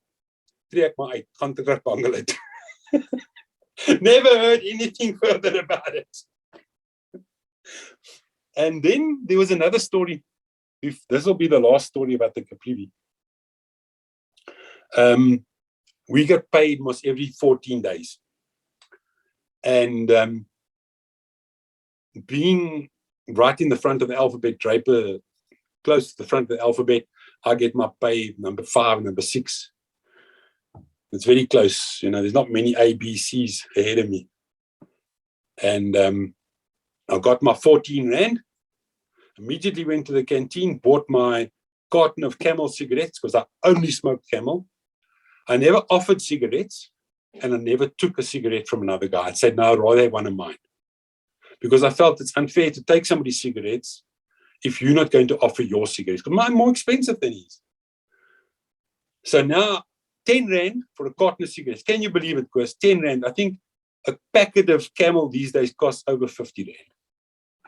But anyway, now I get 10 packets of Camel. I'm ready for the next 10, 14 days. And a cool drink. I bought Coke or something like that. And we got back to the tent when there was a almal moet weer aantree. Everybody has to come again. Though they forgot, they were meant to take 10 Rand off our salary for the damages caused at Potch at 3 before we left. So I said, well, I don't have 10 Rand anymore. I've spent it. Okay, now we'll take yours next month. Next 14 days, we'll take your 10 Rand. So I said, you're not taking my 10 Rand. Well, I didn't break anything in Potch. Why must I pay? If that's what taxes are for. I pay taxes with my salary at work, and that's what, if something's broken, the tax man must fix it. And so then he said to me, okay, they'll take it 14 days. So anyway, that's when we went to Wanela. And the first payday in Wanela, again, I get my 14 Rand. And I disappear. I say nothing about the 10 Rand. It's not 5 minutes when they call me back. Julle soek hulle 10 Rand. I say, I'm not paying the 10 Rand. Ja, ons sal dit volgende keer vat. The next time they remembered. So they say, yeah, sign, yeah. And they give me 4 Rand. So I look at him, I said, huh? No, I want 14 Rand. No, you didn't pay the 10 Rand. You must pay your, I said, well, then I'm not signing. Then if I don't sign, the money gets paid into my account. I'll write a letter to my mom and my dad, and they'll send me some money, but I am not paying that 10 Rand. So I don't know how good they, what do they call it when they check the letters, censor, when they censored the letters and stuff. So I wrote this stinking letter to my dad telling him this whole story, and never thought anything much about it, because a couple of days later, a week so, I got a letter with some money in it. And we were out on one of these patrols in Zambia again, when we get back to the cut line, we finished our patrol, and the driver looks up and he says, ooh, Pel, jy's diep. Jy's diep in die moeilikheid. Kaptein wil jou sien. The captain wants to see you the minute you hit that base. He said, I've been told to tell you, don't even go put your stuff away. You go straight off the buffel to the captain in the base, in the office. Okay. I have no idea what's going on. So, so get back to Wanela. I immediately go to the office. No, the captain's sitting there by the lapa. I must go look there. So I go there, halt. 8 days dirt, man. Jy moet weet. Halt. Nog my webbing en al hy goed by my. Maar kaptein, ek hoor kaptein soek my. Ja, wat se kak het jy aangevang? Ek sê, waarvan praat jy nou? Nee, daai storie van die 10 rand te op in die Sondagkoerant geëindig hoor. My pa het met ou gaan praat oor die storie. En die ou word dit Sondagkoerant toe vat. Hulle moes blykbaar hier in die States moerse groot keerwerk doen dat daai ding in die Sondagkoerant kom. Toe ek then I was the black sheep of the family totally. Die Engelsman wat net moeilikheid maak. Anyway, so then we flew back to the States, and we also, I think we had a couple of days pass, and it wasn't long when we were back on the aeroplane and we flew to Ovamboland. Well, not to Ovamboland as such, we flew to Grootfontein. And we got on the, I think they call them the wit olifante, those big salmons. Put our kit in the middle, and we sat on the kit from Grootfontein. And what amazed me afterwards was that we never went to do evaluation in Oshibela. We never ever did evaluation. Well, I went to the border 3 times in Ovamboland, and not once did I go to Oshibela, which was great because I understand it's not such a nice place. And we ended up at Okotopi, which is, you might know Okotopi because there's a Kufut base very close to Okotopi. And we got there and we took over from the guys who were in the base. And that next morning, very early, we our section was put on a buffel. There'd been a mine incident with a Casper, and we had to go out and see what's going on there. I don't know exactly what. We were just on the buffel going out to this mine incident. You know, you don't get told much in the army. You get told very little, actually. And so that was my first experience of Ovamboland, where we had to go to this mine incident. And apparently, it was a double cheese mine. And this Casper had been thrown, I don't know how many meters. And apparently there were just guys hanging in the trees and stuff when the guys got there. Luckily, nobody was died or anything, but they were very seriously injured. And we then went, most of the time we were just doing patrols in that area. One patrol after the other, 6-7 days, 6-7 day patrols, a couple of days in base. Then we'd be back on patrol. So we walked, I don't know how many kilometers I must have walked in Ovamboland. And the things we never saw anything, never hit contact. Apparently, and this I want to make this part of my testimony as such. The Lord looked after me, Chris. He really did. Because apparently before we got there, that area was one of the hottest areas in Ovamboland. And when we were there, it was quiet, dead quiet. And yeah, that is one of the things I want to say, that when I look back on my life, I can see where the Lord's hand has been in my life and how he guided me. Even at work, when people were retrenched, I was always, just before they moved to another department, or whatever it was. And then we did, there were a couple of night patrols where we got totally lost. The guys who were leading us, they're following this star, then suddenly they're following that star, then they're following the moon. We got so lost, it wasn't funny. Then we, the other one of our tasks were, you got a task, there was a bridge between Okotopi and Ondangwa. And they'd got information that SWAPO wanted to blow this bridge up. So we used to go lay ambushes at this bridge. And we would be there for a couple of days, and then next guys would take over and so on. But I think it was about 5 days that it was your turn to do these ambushes, and then 5 days would be another section or platoon's job to do that. And we then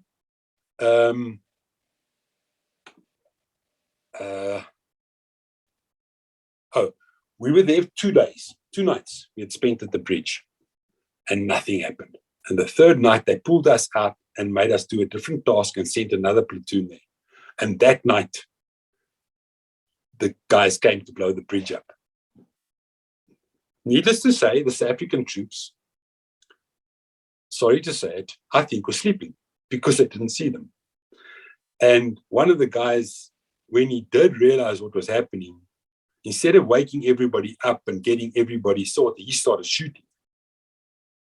And they didn't. And the next morning, we had to all go out and do follow-ups, but we never got anything. We followed up for about 2 days, I think it was, but never got anything. And then the closest I got to hitting contact, or whatever you want to call it, was we'd come back. We were on our last day of an 8-day patrol in the southern south of Okatopi, and we had made TB that night, followed all the drills, all the correct things, and the next morning we got up. It was still cold. It was early morning when we got up and packed up and all that type of stuff. And we hadn't walked 100 meters when the tracker we had, the black tracker we had with us, stopped. He was walking next to me, basically. He wasn't tracking because we were going back to the base. But he was still looking, you know what I mean? And he stopped and he looked. And I said to him, what's going on? He says, no, there's tracks here. These tracks shouldn't be here. Let's have a look. So he stops the whole platoon. The platoon goes down, or stick goes down. And because we worked in sticks. We didn't work as a whole platoon. The platoon was divided again into 2 sticks. And he stopped. The sergeant was in charge of us, and the loot was in charge of the other guys. He stopped us, and he called the sergeant over, and he showed the sergeant the tracks. He says, if I work it out, there's about 40 tracks here, 40 swapu. We better report it and see what they want us to do, because this is the last day of our patrol, so let's find out. So we got the radio. Ovamboland got the radio up, phones in. No. Didn't you hear the explosion last night? They tried to blow up the road, and the road wasn't far from us. So within minutes, the guys who had gone to where the explosion was were with us. And they said to us, no, we must take the spur, we must run on the spur because it's hot. It's a couple of hours old. It's not old at all. You must run on the spur and you must catch them. So they look at us like, who's going to run on the spur? Can't everybody run on the spur? They just want a small group of guys to run on the spur to follow it while they get all the back end stuff in place. So of course I volunteer, but I can't run with my brain. So I take a pal of mine's R1 and his ammunition. He takes my brain and my ammunition. And now we run. Now this must have been by about 9 o'clock in the morning. Just because I ran on that spur till 6 o'clock that night. And every time we get close to them, they bombshell. And we follow one spur and they come together again. And we get close and they bombshell. Yes, we ran till it was almost dark that night on that spur, till we couldn't see the spur anymore. Then we grouped together again, and they had dogs with us. They by that time got dogs with them. And they tried to get the dog on the spur at night. And they went about 1 kilometer, 2 kilometers, and the dog made a 90-degree turn. And the tracker said no. The dog handler said no, that doesn't happen. These guys don't make 90-degree turns. What's happened is the cattle have moved across the spur, and the dog is now taking the cattle spur. So they came back, and the next morning, everybody was up. We all got on the vehicles because now we know where the spur is. So we followed the spur. The guy, the one tracker was sitting on the front of the buffalo, and he was checking. He said, okay, well, stop.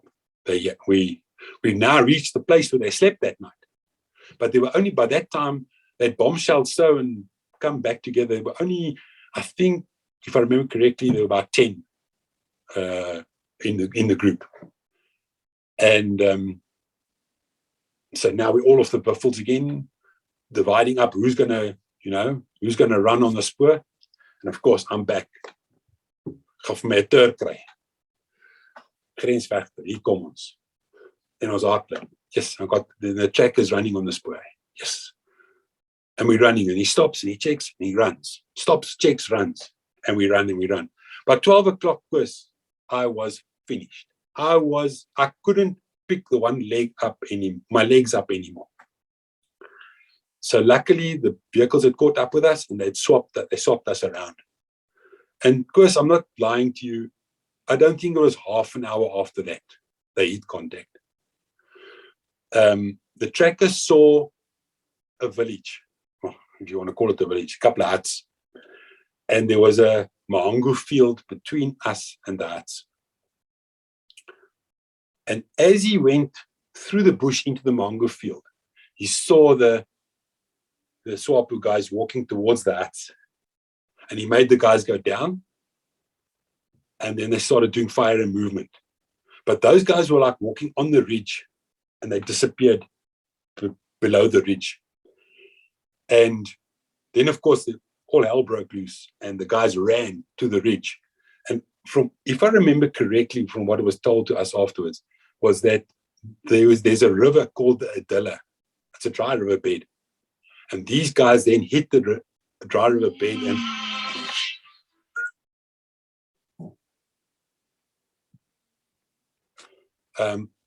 these guys hit the dry river bed. And I shouldn't switch his phone off, Chris, sorry.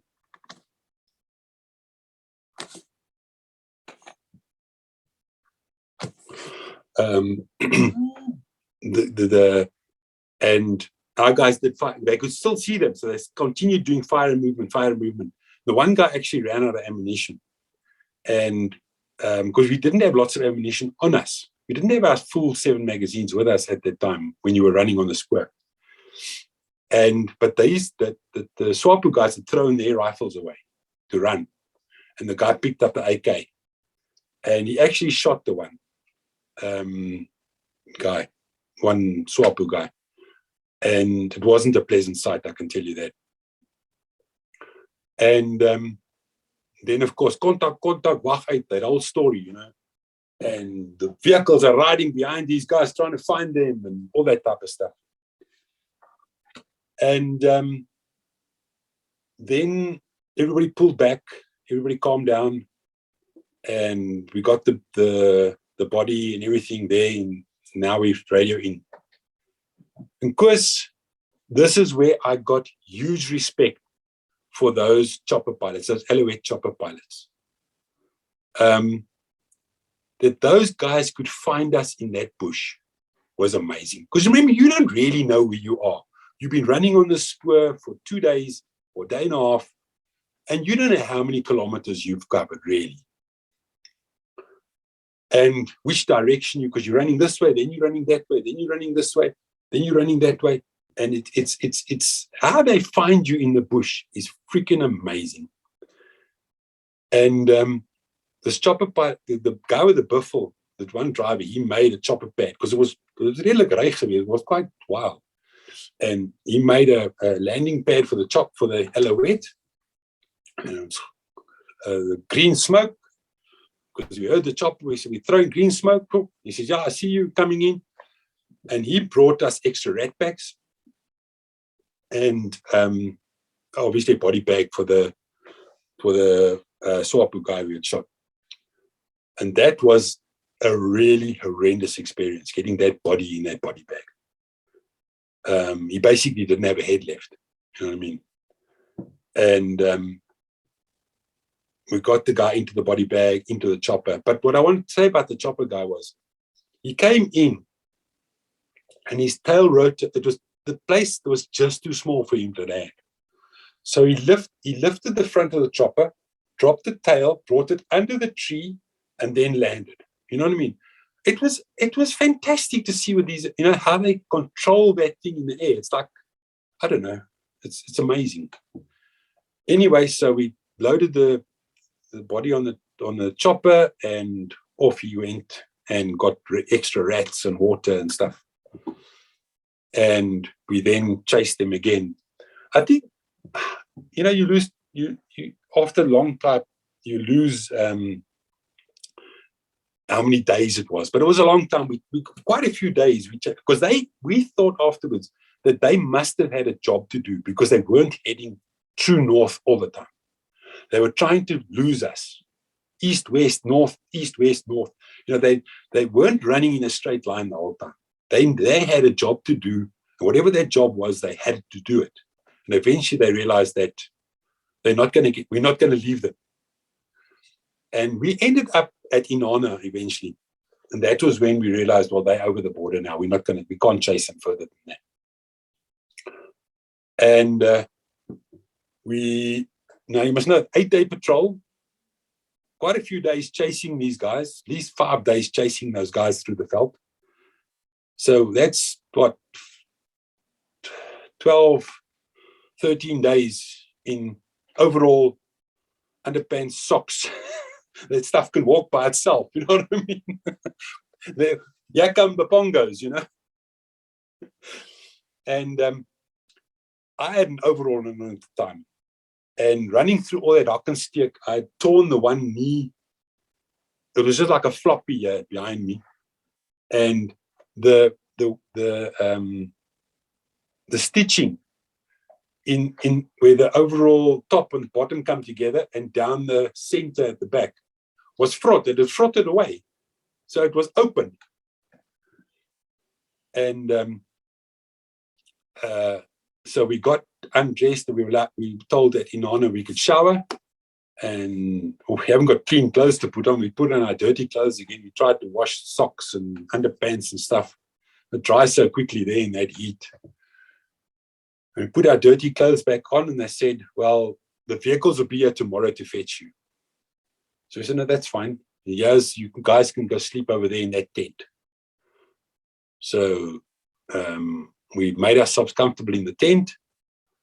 And we hadn't even sat down yet, basically. But they said, no, change of plan. The choppers are coming to fetch you, take you back to Okatopi. So we got on these choppers and we flew at tree level. Man, because one of my bucket list items now, and people laugh at me, is to go and ride the greatest roller coasters of the world. I wish I could do that, really. And I sat in the door of the chopper with my Bren, or that time the LMG. And it was such a thrill to sit in that door, you know. And the guy, you know, he turns and you don't fall out. You don't, you know, it's such, it's great. And we got to Okatopi, and the chopper came down. Of course, it's dust everywhere. And around the chopper pad, they put barbed wire, you know, the one that cuts, the Lemmetjiesdraad. And I got out and I started running towards the wall, and I saw here's the Lemmetjiesdraad, and I jumped, and the guy next to me didn't see it, and he ran into it and pulled it, and I jumped then into it. And of course, I unentangle myself, and half my overall stays behind in the Lemmetjiesdraad. And who's standing on top of the wall waiting for us? Nick Mostert, a company commander. He says to me, Draper, wat gaan aan met jou? I said, no, what can we do? Anyway, so then we got back to base, and that was that. As I say, that was the closest I ever got to any sort of contact or anything like that. But then we also did the trips they were building the schools, or at that point in time, they were doing laying the slabs as such. There was a second team that came around and actually put up the walls and stuff, but we never saw that. And we did we used to go and protect the guys laying the slabs, and obviously sweeping the road every morning, sweeping the road every afternoon. But then we were stationed at Neershoop. I think 101 Battalion was there, if I remember correctly.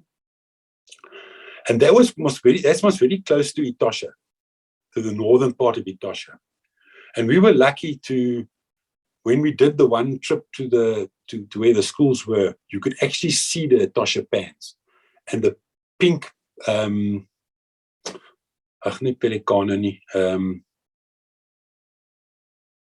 those pink birds. Flamingos. Flamingos, that's the one. And you could see these pink flamingos in the distance. Beautiful, man, beautiful. And there's some stories there. Maybe I shouldn't tell about the Meershoop story, but we used to go to the cooker shops and drink mahangu and beer and look for kopkaarte and just being naughty, and troepe is maar slegte goed hoor. Yes. And if I don't tell that story, then I can't tell the rest one. But anyway, as I say, we used to go to the cooker shop. The one school was very close to a relatively big cooker shop environment, almost like a mall, you know what I mean? And we used to go from cooker shop to cooker shop. We'd see which Windhoek lager was the coldest, and drink mahangu and just be naughty, And anyway, check everybody's cop card, they all had their ID cards and we had to check the stuff. And we got back to Meershoop one day because we were stationed there about a month, I think, a couple of weeks. And there was a big commotion in the mess, and we went in there to go buy beer or something, and there were a couple of black oaks there. You could see they were obviously been captured swappers, and they were wara running on. And eventually we asked them what's happening, and he pointed to us and he said to us, they asked us for our IDs a couple of days ago, and we had our weapons just hidden behind the cooker shop. Of course, it makes you think sometimes how stupid, how unprepared you were actually for that type of stuff, and how you were that grensvechter mentality. Nothing can kill you, nothing can happen to you. It's scary when you think about it. And then Then we also worked with a Sergeant Venter, if I remember correctly, from 4-4 Battalion. Now, this guy, he was a maliki. I don't think maybe I shouldn't say that loud, but he used to drive around in a Ford F100 truck. What's his name? And he was working with the ex-TERS. And the one ex-TERS name was David. And David and I spent some time together. And I'll tell you that story. We were woken up one morning in Okotopi, and we were told that we're going out with Sergeant Venter and his Ben and say Bender, and because they've got information about a kraal. So we on our buffel, him in his Ford F100 truck with his ex-TERS on the back, and he's down the road ahead of us now. Turns off the road onto the dirt track. He doesn't worry about the mines on the road or anything like that. He just rides his Ford F100 truck. And he gets to this kraal, and he tells our sergeant he wants two guys. So myself and another guy, Clausen. Now, Clausen's a shortish guy. I'm tall, so it looked like We get off the vehicle, and he tells us we must stay here at the kraal, and David. 3 of us must stay here at the kraal and arrest anybody that comes to the kraal and keep them subdued in this corner here. They're coming back just now. He's going somewhere else. So we go into the kraal, and there's nobody. Not a chicken, not a goat, nothing. So we're sitting there, and Clausen finds some wire, and he builds a draadkarretjie, a wire car. Né? Genuine, he built the thing there with, he's like a leatherman with him, and he built this draadkarretjie. It worked perfectly. No, took him a couple of hours. No? And just to keep himself busy. But now we've got no food with us. He was coming back to fetch us. And afternoon turns into evening or late afternoon, and they're still not here. So David's sitting there with an R4 with a 50-round magazine on, extra. Now we're watching him the whole time. We don't trust this out nothing. So he says to us, yes, have we got nothing to eat with us? Said, no, we've got nothing. They're going to come fetch us now. He says, they're not coming back. It's too late for them to come back. We must go find some food. So David walks down this path. I walk behind him, Klaas behind him. I said to Klaas in Afrikaans, watch hierdie ou. Ek trust hom niks. And we walked, and suddenly he starts talking in his language. Well, I just went ice cold. I thought, this is going to be it. Which side the bullet's going to come from now? And a female voice answers. And he turns around, he says to us, the lady will give us some food. And she got a watermelon, a beautiful water. I don't know if it because I was so hungry, but it was a beautiful red watermelon, sweet like honey. And I think there was a bit of some other like pop stuff. I don't know. We guzzled this stuff down. And now he says, no, we got to go back to the kraal, because now it's getting late. It's starting last light.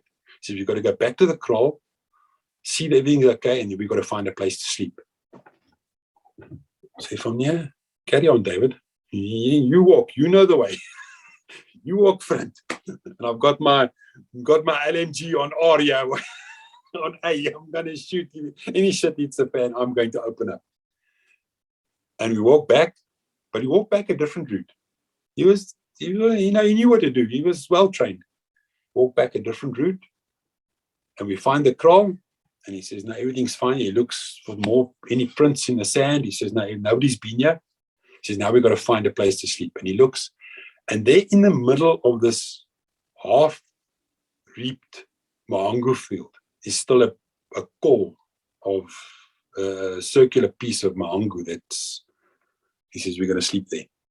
I said, okay, we're going to sleep there. You're going to sleep. I'm not going to sleep. So we go in, and he puts his rifle out that way, and he sleeps like this. All our feet are together. We're all in different directions. But Klasie and I are talking Afrikaans all the time to each other. And you sleep for 5 minutes, I'll sleep for 5 minutes. We don't trust this out, nothing. But apparently we both did fall asleep. And it must have been early morning, very early morning, maybe 1 o'clock or 2 o'clock, when we woke up to this funny noise.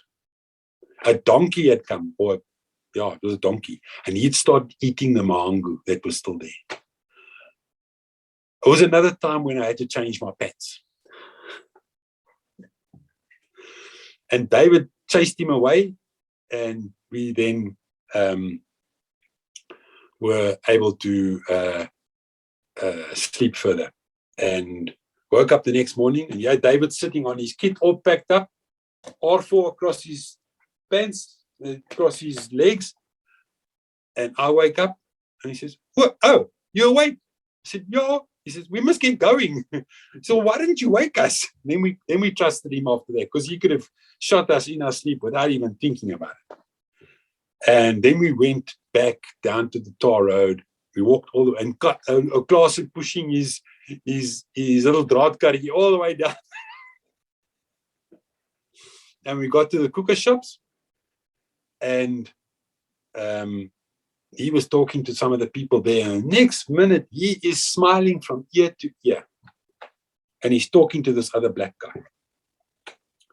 And I see this black guy take out his wallet, and he pulls out this roll of 20 Rand notes, and he counts off a couple and gives it to him, puts the money back in his pocket.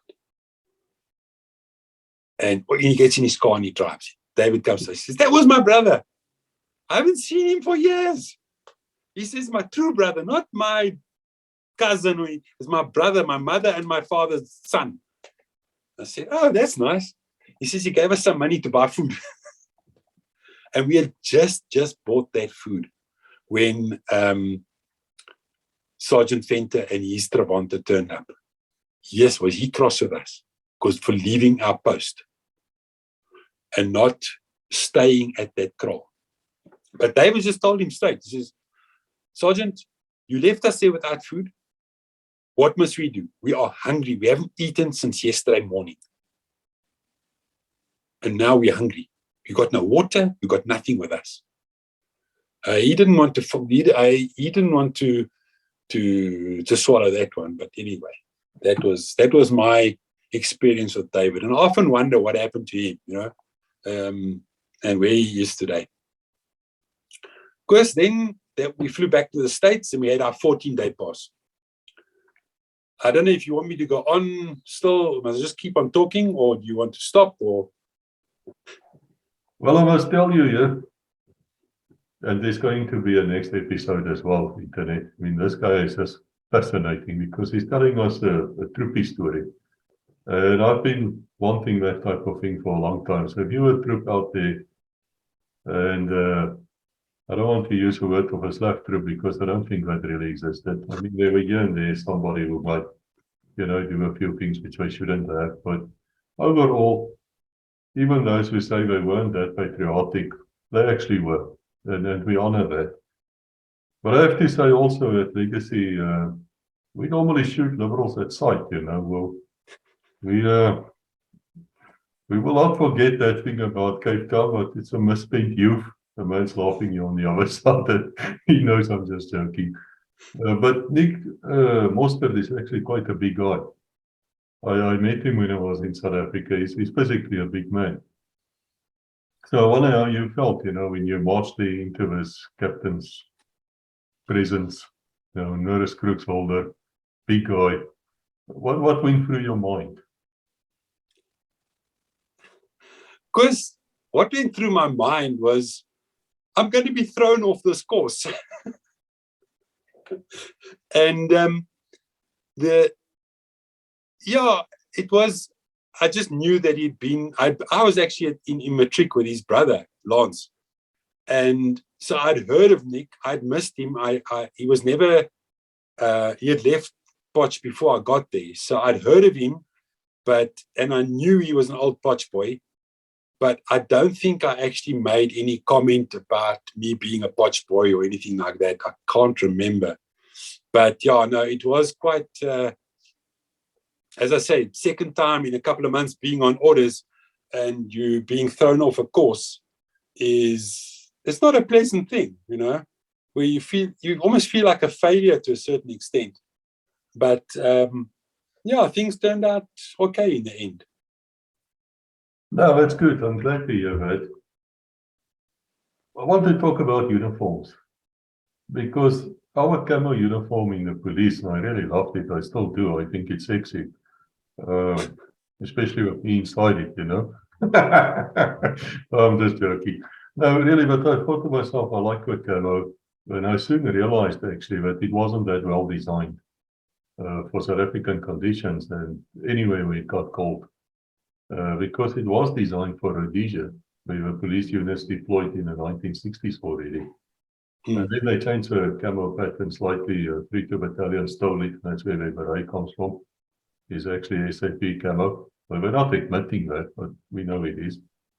And we never had like your ARP jas and those big jas you had on, things like that. We had actually nothing to protect us from the cold. And our sergeants, of which I was one myself, we had the great idea. Whenever you complain about cold, you just do push-ups until you don't. And then, after a while, you would stop complaining. You learn quite quickly. But when you said you were so cold and freezing that day, I'm just thinking, there must be a lot of our people listening here who can tell us about that. Because I'm fascinated to hear whether the army actually adapted once they realized that they need perhaps more warm clothes. Because a lot of Europeans totally don't get it that Africa can get vreeslik koud, like terribly cold, because it's not equipped to deal with it. So my question to you is, and I know a Casper most certainly didn't have that in it, a heater of any kind.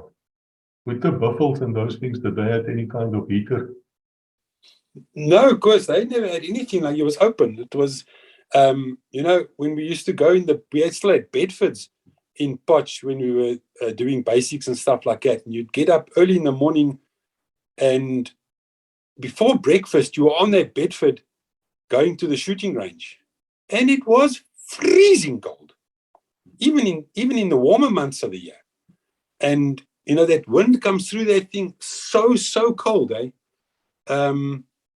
You just sit and hope that it ends pretty soon. But yeah, we weren't issued with those big grey coats. They were only issued to when you stood guard. So the warmest thing I had was the Army Boss Bikie, you know, which isn't the warmest thing that is around. So yeah, it was there wasn't much to keep you warm. We had the sleeping bag, and then the inner sleeping bag, which I've still got here. It's lying here next to me. Yeah, so that's what we had. But and a blanket maybe. You sleep on a stretcher somewhere, like when you did camps. You sleep on a stretcher. You put a blanket down first on the stretcher, then you sleep on top of the blanket. You don't keep the blanket over you. It's just to stop the cold from coming through the bottom. Yeah, but yeah, it was cold, John. Another time I got cold was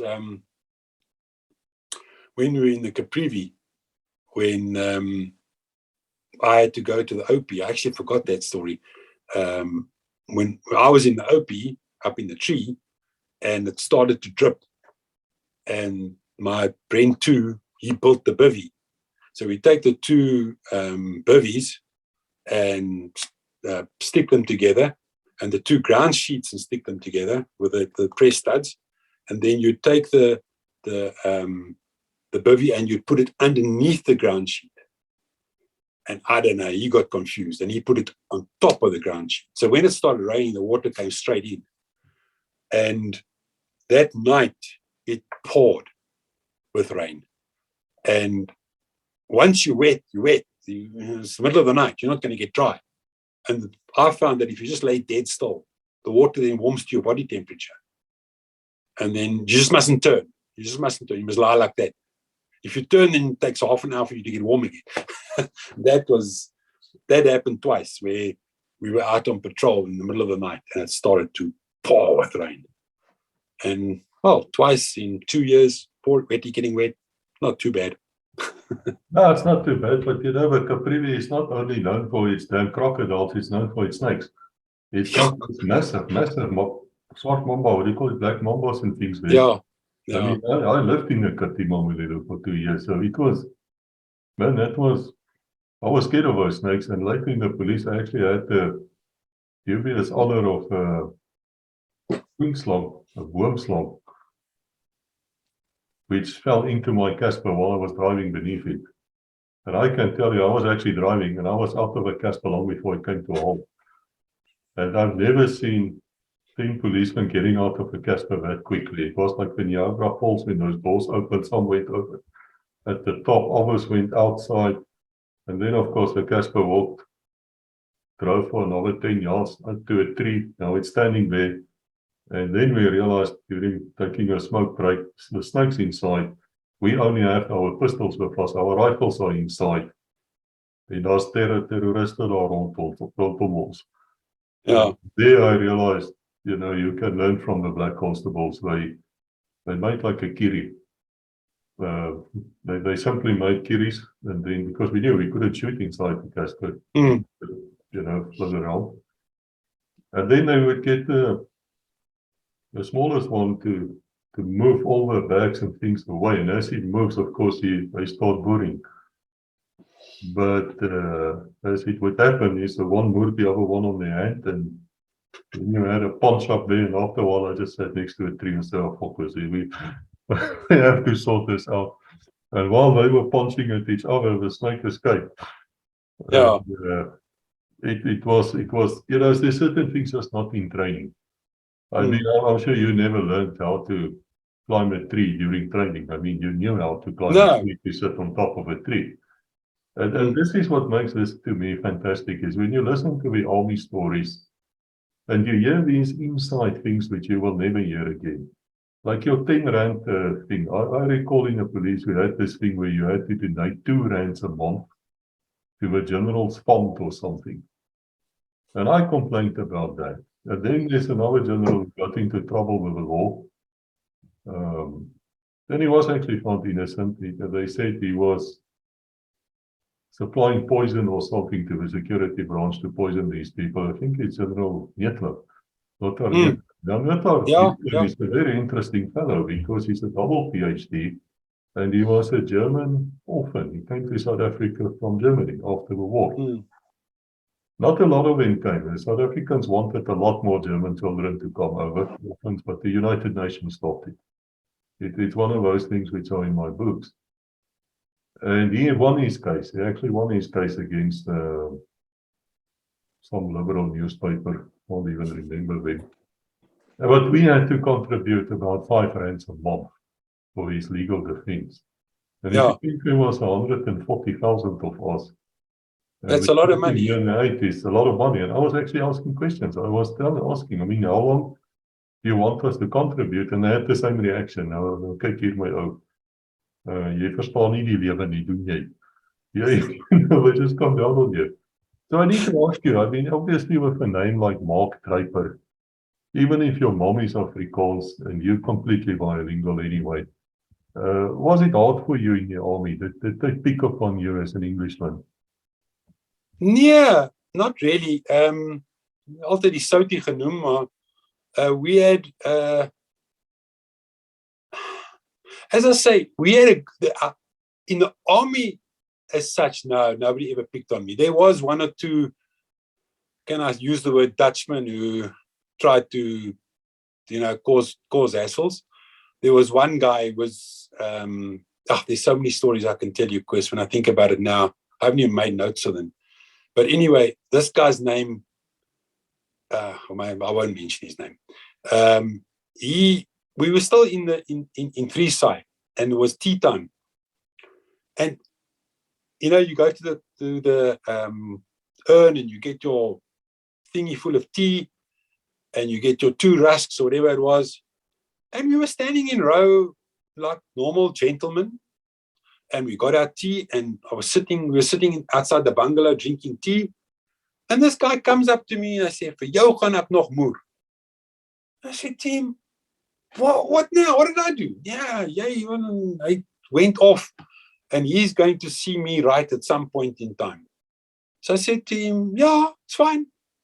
Remember, if you don't kill me, you've got to sleep at some point. And dan gaan ek vir jou vat. And then he never ever came back at me again. I saw him many years later at a shop in Centurion, and the most friendliest guy ever. Butter wouldn't melt in his mouth. I don't know what, sometimes people just get stuff in their head but as an English speaking person, no. Maybe because I was so bilingual that they maybe didn't realize it. But in our section, we of 10 guys, our corporal, our section leader was English. Pine was Afrikaans. Graham was English. Nigel was English. Classy was Afrikaans. That guy was Afrikaans. Then me, English, and Saul Newton English. So we had we were more than half English just in our section. You understand? And when I do give you those photographs, I will explain who's who, because there is one of the whole section there. But as I say, I've only got about 6 photographs, 6, 7, 8 photographs. And that was when we were in Kukuveld. And there's some interesting stories there, yeah. But as an English speaker, I never felt,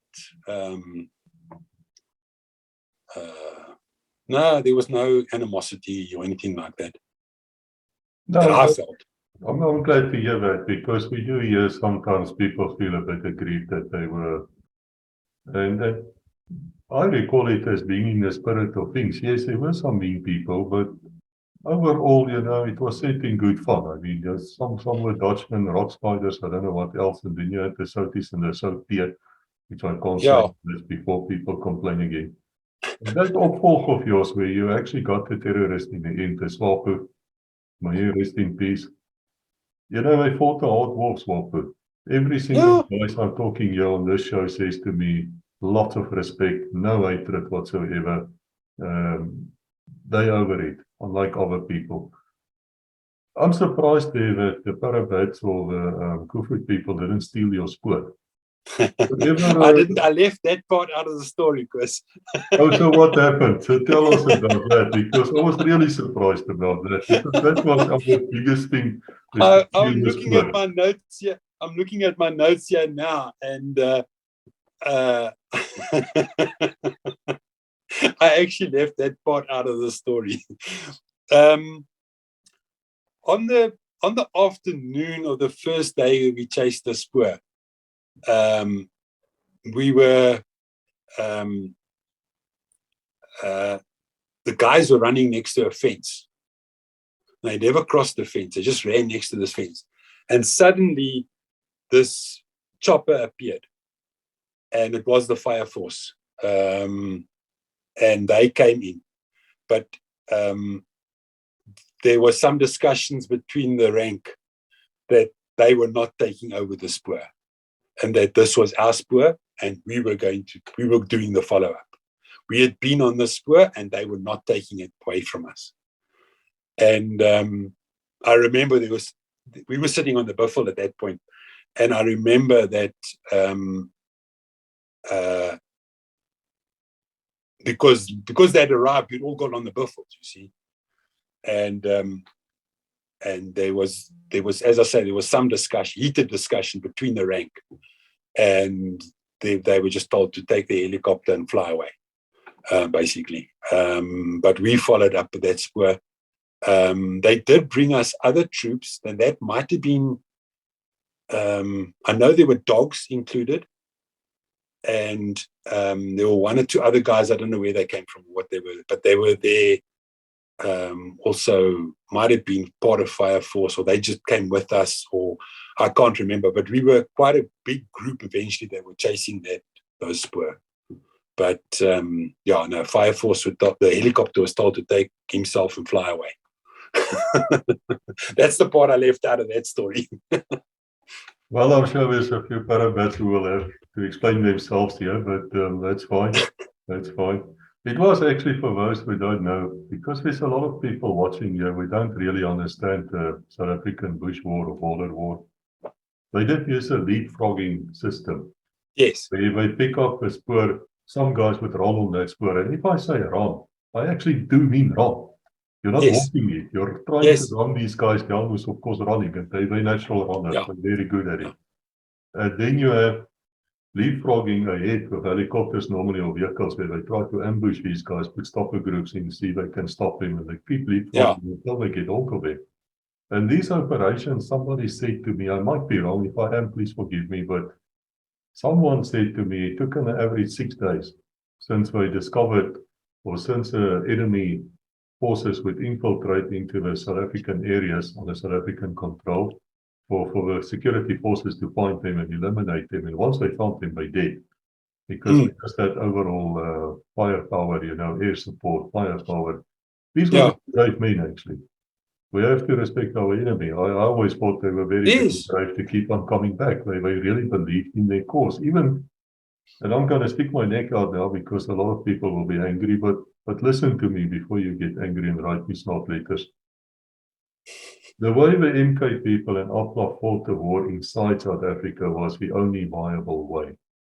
They had to go undercover, infiltrate, cause the terrorist attacks, and then get out and swim with their people. That's the only way they could survive. There was no other way they could do it. They did not have the forces to conventionally take South Africa on. They would have been defeated within days. They could not do it like in Ovamboland because simply the South Africans were too good, were battle-hardened at that time. So the way they fought, even if myself at that stage thought it was a bit cowardly, it wasn't. I just have to say that because we're going to get some MK members on here, Yeah. and I hope we will treat them with the respect they deserve. That is the way I would have planned it. If I was on their side, I most definitely would have used the same tactics. Story for another day, as will be your second episode and perhaps even a third. I have to thank you, Mark. We were waiting a long time for you to come up, and I was looking forward to it because I knew you come from the same school as McGill and, General McGill, as well as Nick Boston, which of course, there is something different about you people. I said to you before we started here, is from an Afrikaner school, I hated school. And I still hate school. And almost every teacher I can meet, well, I don't meet a lot of them, I hate them all. And that's because I had bad teachers, in my opinion. Other people might say, you know what, perhaps you didn't, you just do because I was in so many schools. But there's something to say about a traditional school where traditional values are, yes, the discipline, yes, all those things, but look what it turned out. Look what it turned out. I mean, we had the three of you here, and you are good people. There's nothing wrong with you. Thank you. And at this high point now, I'm going to invite all of you listening here. Please come and talk to us. Let us have this practice, or let us talk. Let's have a conversation. That's the other thing about legacy. There's a reason why I call it conversation and not interrogation. It's not the same concept. The conversation is something else than an interrogation or even an interview. Interview is something else. So that's how we do it here. I wish to thank all of you for listening. Mark, especially you, thank you. We're going to grab you again, most certainly. And until we meet again, God bless. Thank you, Chris. Thank you.